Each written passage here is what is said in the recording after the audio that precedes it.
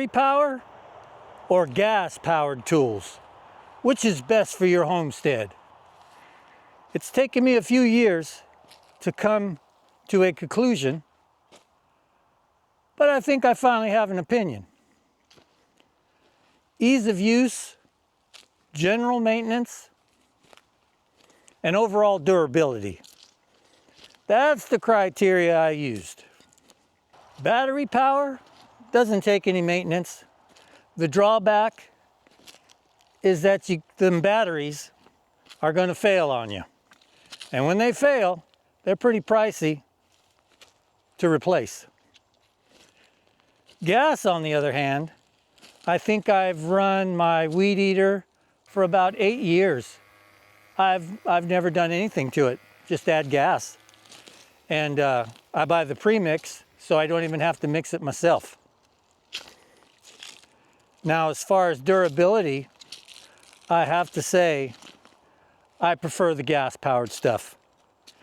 You can beat it up, you can drop it on the ground, and it's 20, 30 bucks. If you jack your carburetor up, you just replace it. On the electric stuff, a little more difficulty if something goes wrong. Now, my batteries have let me down now and again, but on that blower, the battery wouldn't charge. And what happened was I was fiddling with it and I dropped the battery on its end. After I dropped it, the battery worked great. I have a second battery that was giving me a little trouble, and I dropped it on purpose. I mean, I dropped it on concrete. And now that battery works terrific.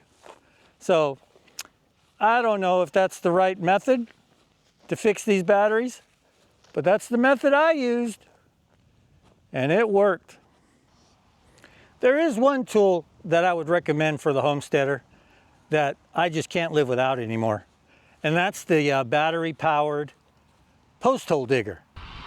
That son of a gun, you whip it out, it'll dig what you need to dig, and there's no pulling on that ripcord to get it started.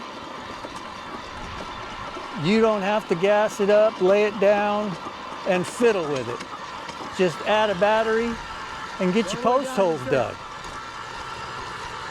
Now, the one big advantage to those battery-powered tools is they're easy for the ladies.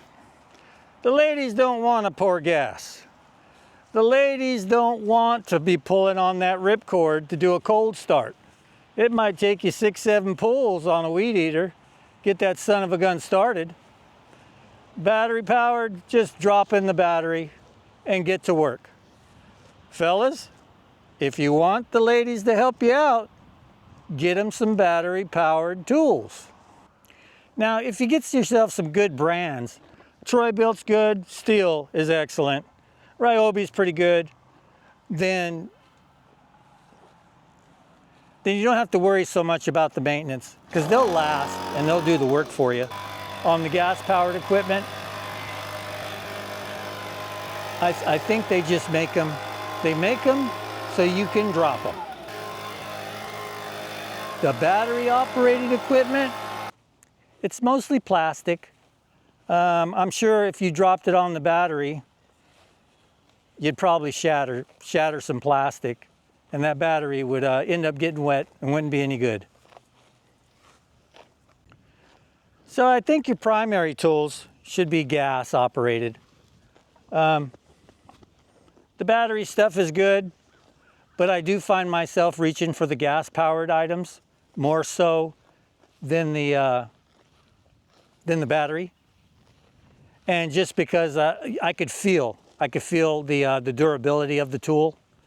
And out here, you're always worried about an animal knocking it over, or you run that thing into a fence pole or a tree.